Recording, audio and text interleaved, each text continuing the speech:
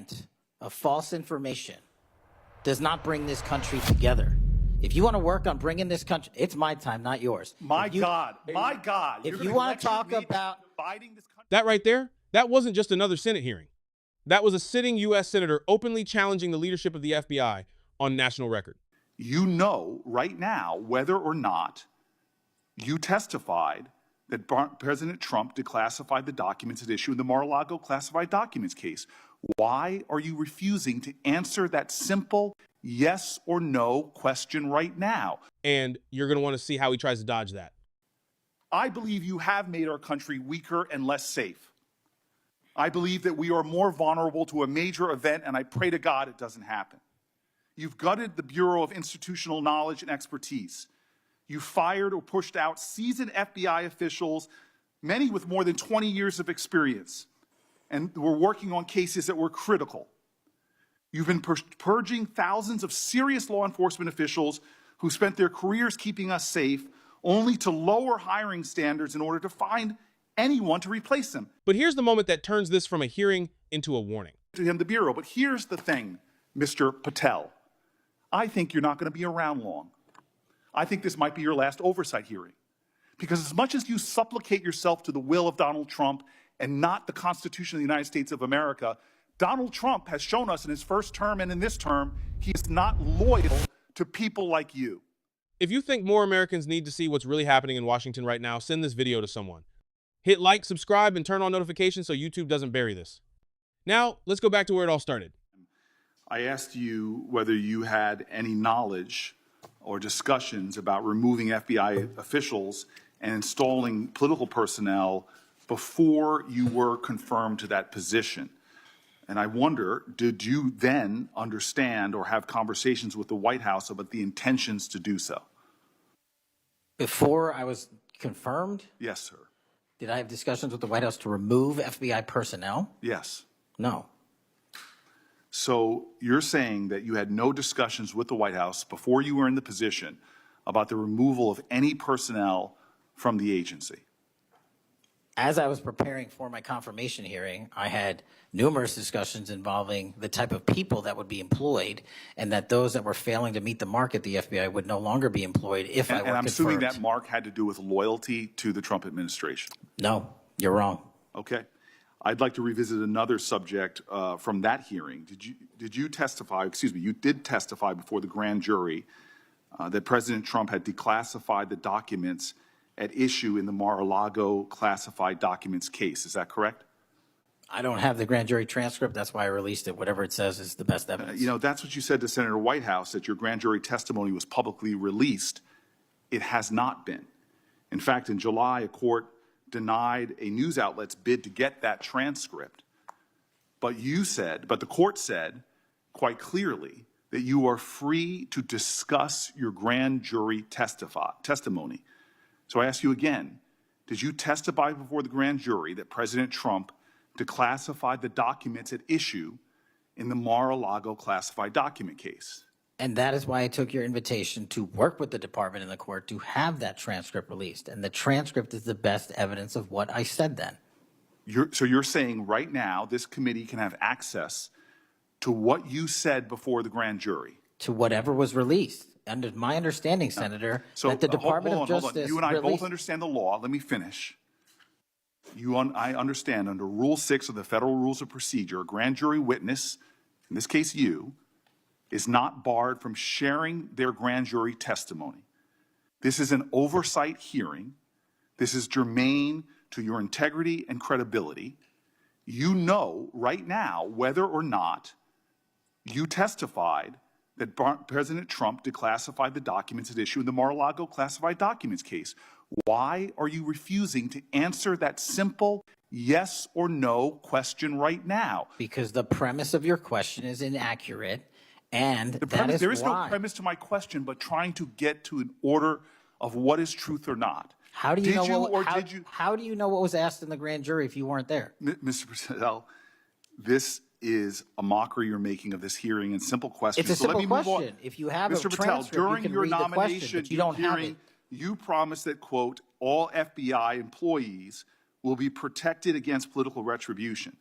When I asked you, are you aware of any plans or discussions to punish in any way, including termination, FBI agents or personnel associated with the Trump administration, you explicitly said under oath that you were not aware of any plans to punish FBI agents associated with criminal investigations of Donald Trump. I don't believe you were truthful. Firing FBI employees based solely on the cases that they are investigating, their case assignments, is illegal, and you know that.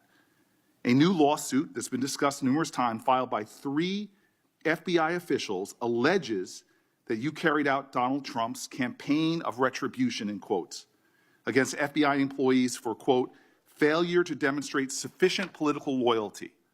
One of those plaintiffs has been discussed today, Brian Driscoll.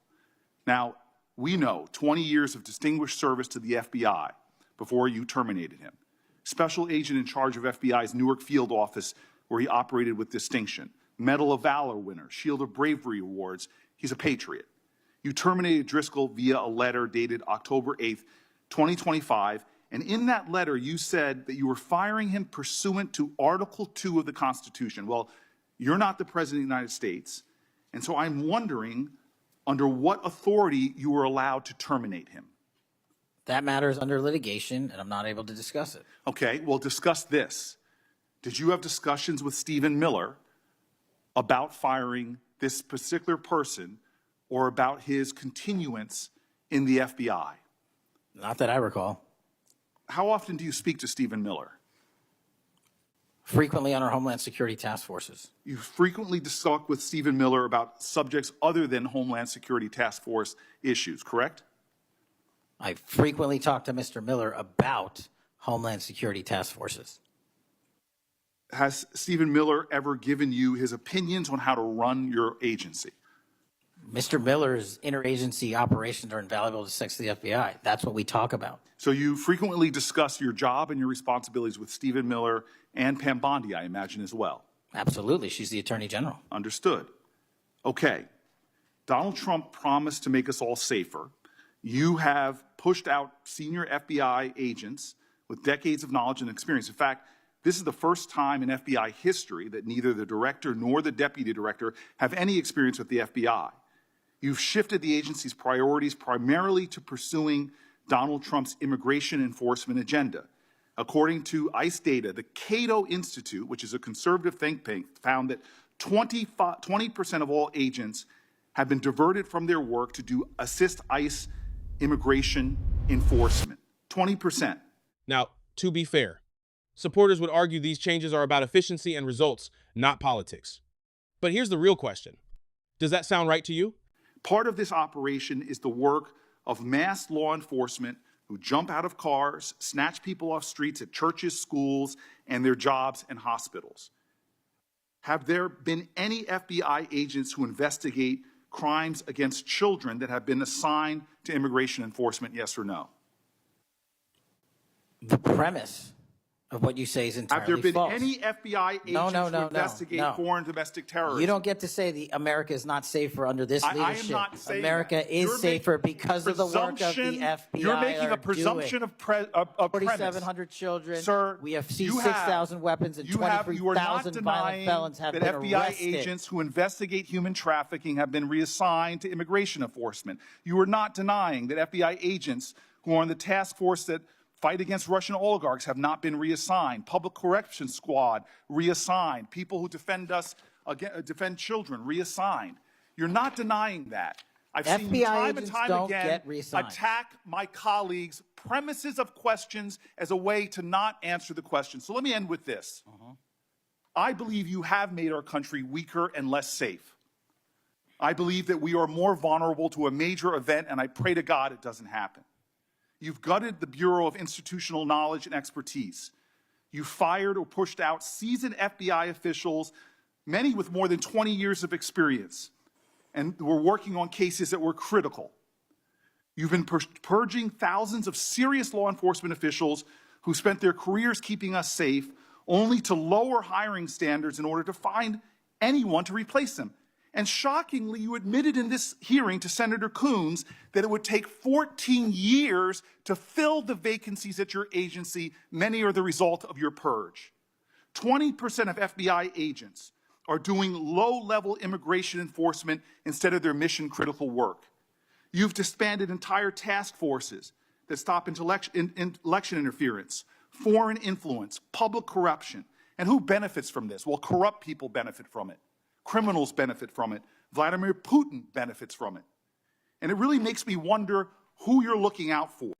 It makes me think we can't trust you as a nation. You swear to release the Epstein files, but now you're withholding the Epstein files. You claim that you have a suspect in a serious assassination. Whoops, then you don't have a suspect. You know nothing about plans to remove FBI agents, yet you're directly involved in those plans. In the words of an ex-FBI official, you are overseeing, and I quote, generational destruction of the nation's premier law enforcement agency. Mr. Patel, in just 8 months, you have assaulted the institutional integrity of the FBI. But I know FBI field agents. I've worked with them in Newark. No matter how truly bad you are, you can't undermine the legacy of agents who fight every day to keep us safe, but you can tarnish the integrity of the agency and undermine the agency's capacity. I believe you're failing as a leader, and that your failure does have serious implications for the safety and security of Americans and our families. We're more vulnerable to domestic and foreign attack because of your failures of leadership. I don't think you're fit to hand the bureau. But here's the thing, Mr. Patel. I think you're not going to be around long. I think this might be your last oversight hearing. Because as much as you supplicate yourself to the will of Donald Trump and not the Constitution of the United States of America, Donald Trump has shown us in his first term and in this term, he is not loyal to people like you. He will cut you loose. This may be the last time I have a hearing with you because I don't think you're long for your job. But I'm going to tell you this. I pray for you. I pray for you that you can step up and defend your oath, defend the Constitution, and do a much better job of defending this country. Thank you, Mr. Chairman. Do you want to say anything? Yes, at sir. this point? That rant of false information does not bring this country together. If you want to work on bringing this country, it's my time, not yours. My If you- God. If you're you gonna want to lecture talk me about, dividing this country, it is I my follow time. you on your social media posts that it is tear my this country time apart. to There address should be a your unifying- falsehoods. Oh, You Senator are an Booker, you can embarrassment try all to the you division want in this country. to not Senator, take it is my responsibility time. for what You you had have your said. time. Sir, you're Your making a time is mockery of this over. committee. Sir, you don't tell me my time is over. You The know how people far of New we've Jersey come tell me since what my you time tell- is. Senator- You can't lecture me. You can tell me Sir, my time's you have- over? You may be in charge of the I'm not FBI, going anywhere. but I am not afraid of you, sir. Mr. Chairman, Not afraid of you. Mr. Chairman, point of order. Did you catch that? He didn't just push back.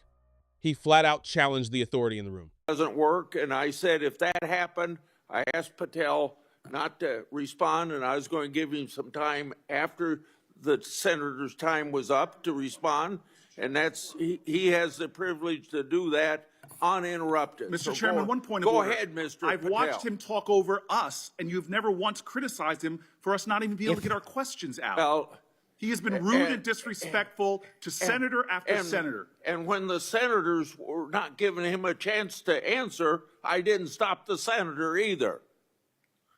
Go ahead, Senator. Thank you, Mr. Chairman. If the FBI, under my 7-month leadership, were failing this administration in this country, why do we have 23,000 violent felons arrested this year alone?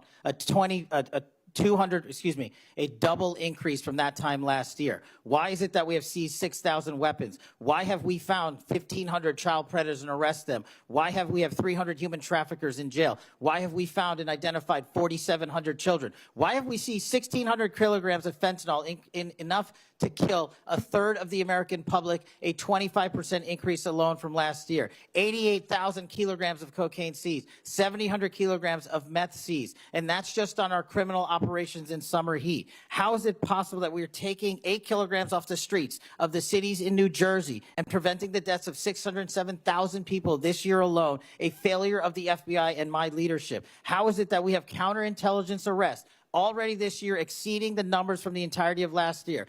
33% increase in PRC, 83% in Russia, 60% in the CI space as it relates to Iran, and we haven't even talked about CT, the southern border of the northern border. You won't see moments like this fully broken down in the nightly news. Now I want to hear from you. Would you trust leadership like this to run the FBI in your state? Drop your answer below. I'm pinning the best comment. And if you want more breakdowns like this, hit like, subscribe, and join our Substack for deeper analysis.